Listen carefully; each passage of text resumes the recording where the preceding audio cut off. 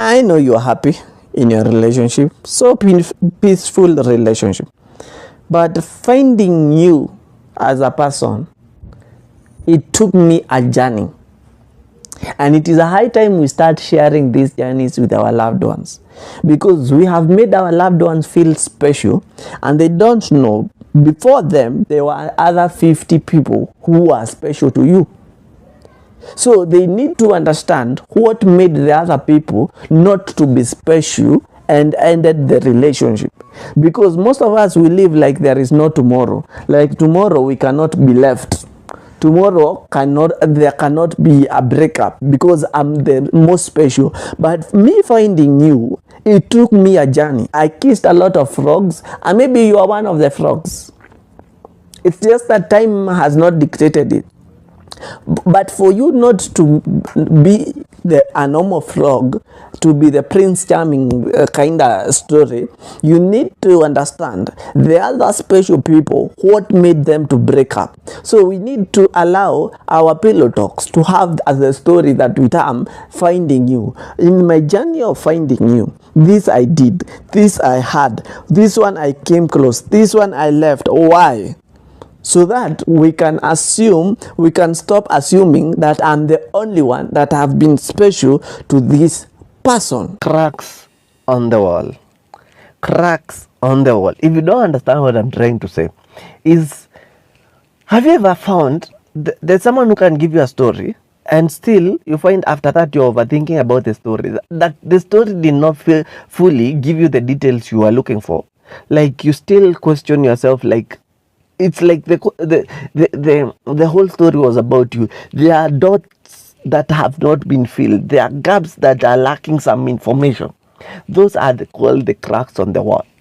The moment you feel like you still have those cracks on the wall, please don't get married. Don't even enter into that relationship until you get full answers. Enter into that relationship with a clear mind that I'm not overthinking about this. Okay, there are those basic things about someone's life, their birth, where they come from, who they are, where they are heading. If you cannot have clarity about those basic things about relationship, please don't enter into that relationship. Weaknesses. If there is something I respect in relationships, are people who have identified their partner's weaknesses. Me better I date you for your weaknesses than your strengths. I love people who come with their weaknesses first than their strengths, because their weaknesses will show me if I'm the best person to enter into their life. Because if my strengths cannot complement their weaknesses, then I will be wasting their time. Instead, you show me your strength, yet my strength itself cannot help you in life. That means we'll waste each other time. So come with your weaknesses. Let me know your faults. Let me know your errors, so that at the end of the day, I might be of importance to you. Love triangle. I know you will say it's immoral, it's immorality, lack of respect, lack of all that. But you have never dated someone, dated them very well, honestly, with good feelings and good intentions. And then all of a sudden, they introduce you to their friend who is your type. Ooh, okay, for example, maybe you were single for a very long time and you just decided to settle down, okay, with what was available for you at that time. Because you are tired of, we are impatient beings. We were tired of being single. Then, when you dated this person for 6 months, 2 years, 3 years, they introduce you to their best friend. Sometimes ladies take time to introduce you to their best friend. Now what do I do now? And your best friend is my type. And you find your best friend and their type. Giving up.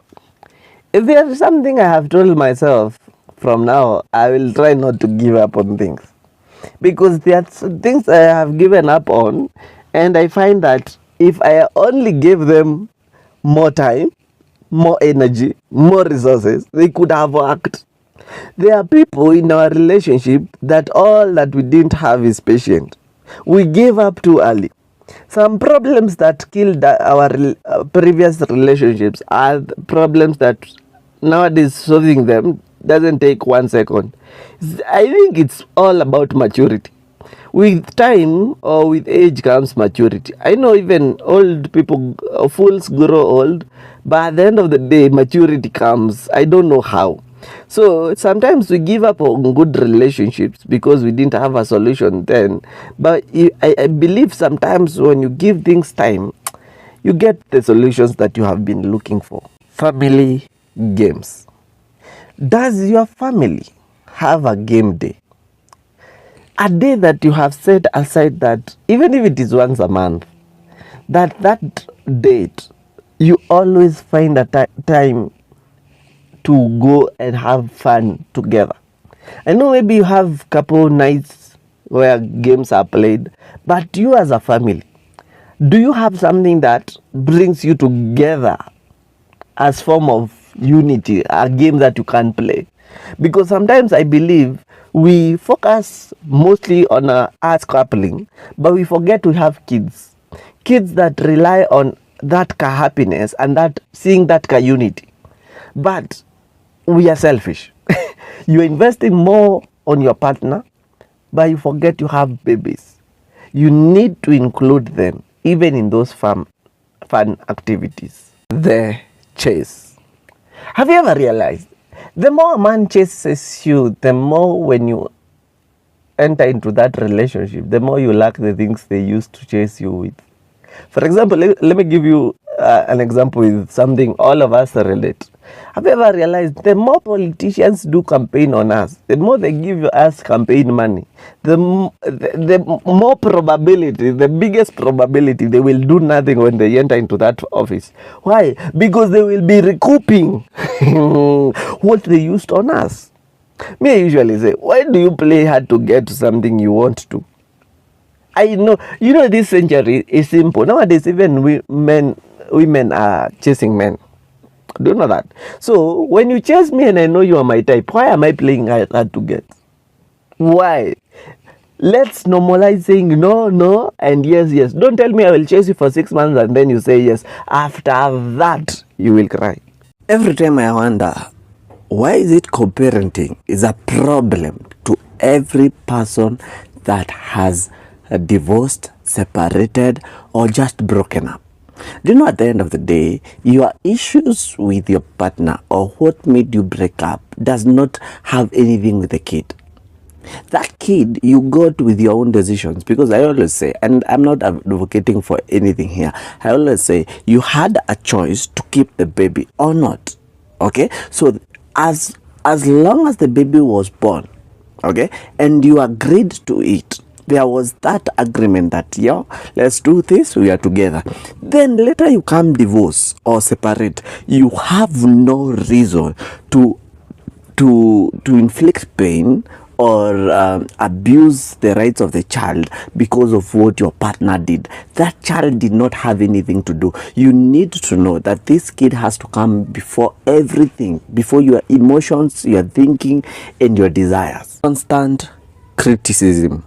You will discover one thing, that all of us, when we want to break up with anybody, we think criticizing their looks, criticizing their way of life will make them run away. It's a method that is used by foolish people, because I'm like, if you don't want someone, just tell them you don't want, because sometimes you think criticizing someone will make them give up on you. But do you know there are people that when you criticize them, they think they can do better to keep you, so they start working on themselves.